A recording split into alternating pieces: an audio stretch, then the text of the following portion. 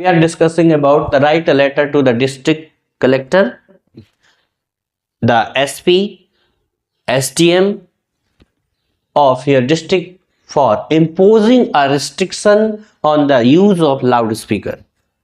आज जो हम प्रैक्टिस करने वाले हैं वो किसके बारे में रहेगा कि आपको जो है एक लेटर लिखनी है, वो आप अपने डिस्ट्रिक्ट के कलेक्टर को लिख सकते हैं, आप अपने डिस्ट्रिक्ट के एसपी को लिख सकते हैं या फिर एसडीएम को लिख सकते हैं। तीनों में से किसी एक का ही यूज करेंगे, ठीक है। अब लिखते तो हैं, हमें तो लिखना है, किनको लिखना है? इन तीनों में से किसी एक को लिखना है, लेकिन किसके बारे में लिखना है वो भी नीचे वाले लाइन में बताया गया है कि for imposing a restriction on the use of loud speaker. अब जो लाउड स्पीकर के जो यूजेस हैं, भाई एग्जाम का समय आ चुका है और ये जो मार्केट में लाउड स्पीकर बज रहे हैं उनसे जितने भी पढ़ने वाले स्टूडेंट्स हैं उनको उनकी पढ़ाई में डिस्टर्ब होता है।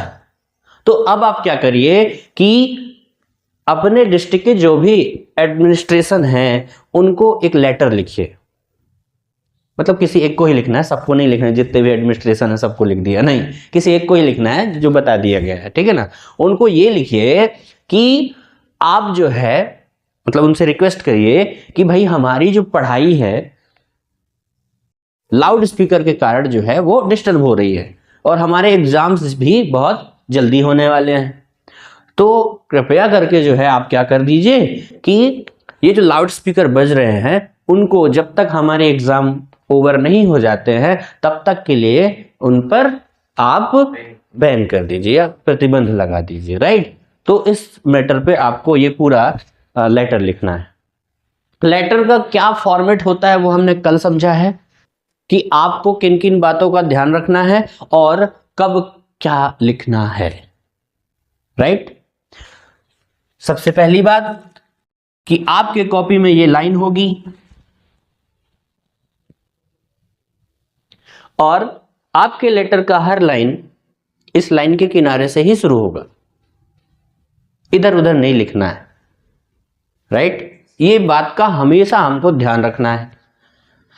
कल मैंने आपको बताया था कल की क्लास में कि पहले जो 3 लाइन होंगे वो सेंडर का एड्रेस होगा, मतलब जो व्यक्ति इस लेटर को लिख रहा है उसका एड्रेस होना चाहिए। फिर आपको डेट लिख देनी है, इसके बाद जो है रिसीवर का एड्रेस होना चाहिए, जिस किसी को भी आप ये लेटर लिख रहे हो उसका एड्रेस होना चाहिए। इन तीनों में से किसी भी को एक लेटर लिखिए जिसमें आपको लाउड स्पीकर को बैन कराना है। अब ये आपको सोचना है कि क्यों करवाना है, तो मैंने जस्ट अभी पहले बोला क्यों करवाना है कि हमारे एग्जाम्स बहुत जल्दी होने वाले हैं और हमारी पढ़ाई पे जो है वो डिस्टर्ब करता है, इसलिए जब तक हमारे एग्जाम ओवर नहीं हो जाते हैं तब तक के लिए जो है लाउड स्पीकर को आप बैन करवा दीजिए।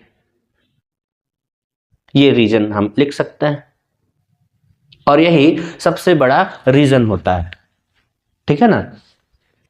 ओके, तो अब हमने समझ लिया है, क्वेश्चन को अच्छे से समझ लिया, लिखना क्या है ये भी बहुत अच्छे से समझ लिया। अब स्टार्ट करते हैं।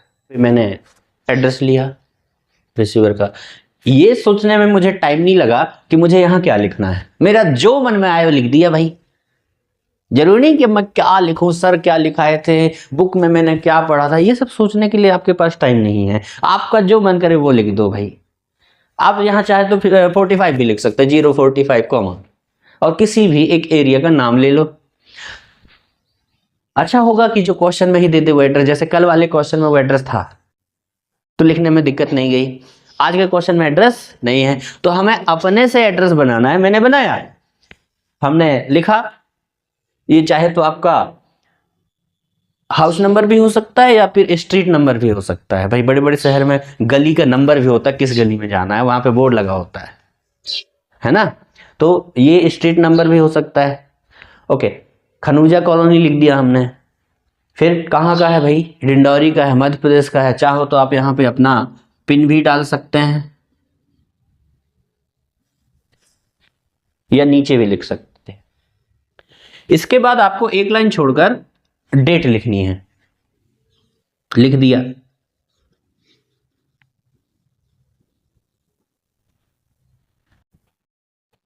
देन जिस किसी को भी आप ये लेटर लिख रहे हैं, अब उनका एड्रेस रहेगा। एड्रेस क्या होता है आप सबको पता है, to the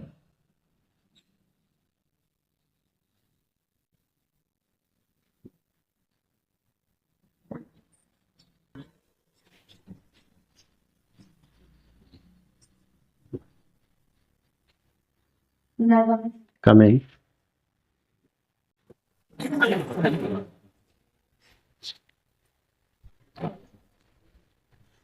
district, sorry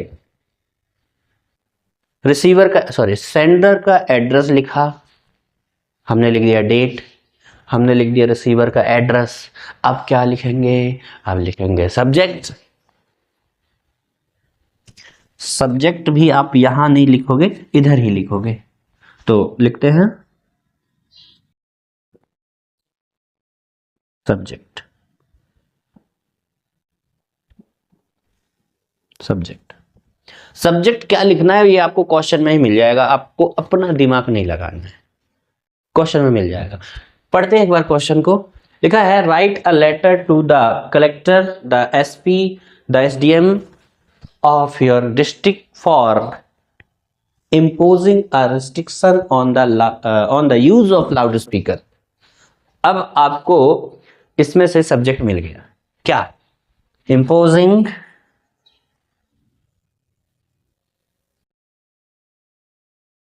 a restriction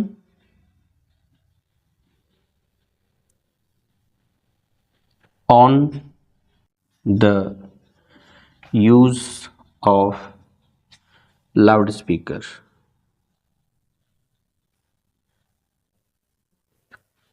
ये हमें सब्जेक्ट मिला, क्वेश्चन से ही मिला। हर क्वेश्चन में आपको सब्जेक्ट वही मिल जाएगा। ओके, अब आप यहां पे लिख सकते हैं sir I want to state that our examinations are to be held soon. कहने का मतलब ये कि मैं आपको बताना चाहता हूं कि हमारे जो एग्जाम है वो बहुत जल्दी होने वाले हैं। आप कमिंग सून भी लिख सकते हो, ड्राइंग सून भी लिख सकते हो, है ना, जो हमें तुरंत लिखते टाइम जो है वो इजी वर्ड हो जाए वो हम लिख सकते हैं। मुझे ये इजी लगा, मैंने ये लिख दिया, आप कमिंग सून लिख दोगे गलत नहीं होगा। ओके, तो यहां पे हमने लिखा, तो जब आपने इतना लिख दिया तो सर ने इतना पढ़ा, फिर ठीक है भाई आगे क्या। इतना पढ़ने के बाद तो वही सोचेंगे ना, ठीक है भाई आगे क्या, मैं क्या करूं, एग्जाम आ रहे हैं तो आगे भी लिखना पड़ेगा। क्या लिखा कि the people of our area play loudspeaker till late night in every occasion. मतलब हमारे एरिया के जो लोग हैं वो हर ओकेजन पे, हर इवेंट पे जो है वो लाउड स्पीकर को बजाते हैं और लेट नाइट तक बजाते हैं। ऐसा नहीं कि 8 बजे बंद कर दिए, 9 बजे बंद कर दिए ताकि हम आगे के समय में अपनी स्टडी कर सके, नहीं, 2-2 4-4 बजे रात तक बजा रहा है ना।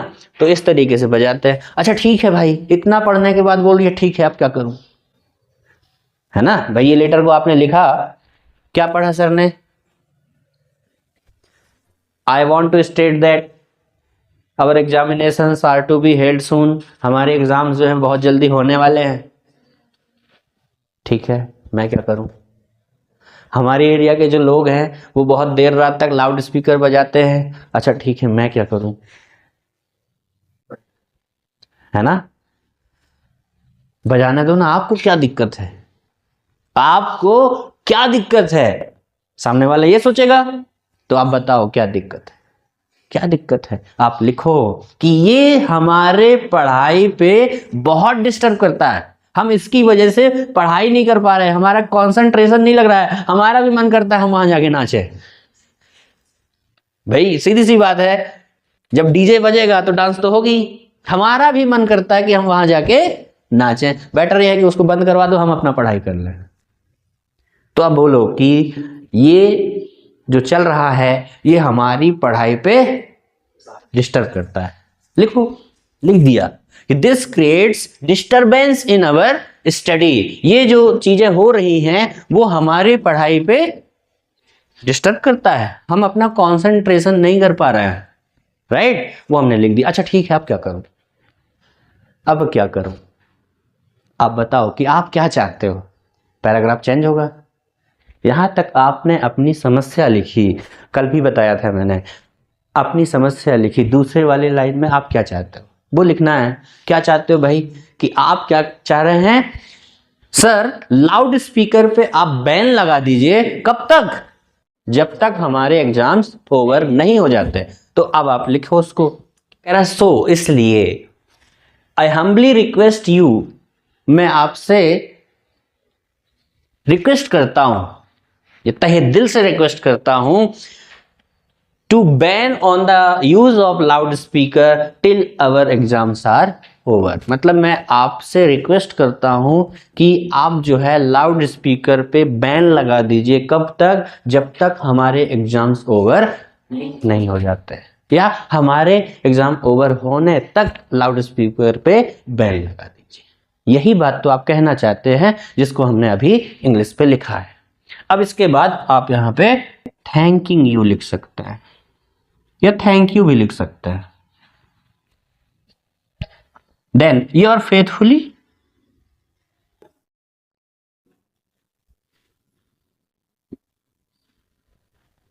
और अपना नाम लिख दीजिए। अगर क्वेश्चन में आपका नाम आया है तो बहुत अच्छी बात है, नहीं आया तो फिर किसी भी का नाम लिख दीजिए। यहां पे लिख देता हूं, क्या लिख दूं? अमोल दास।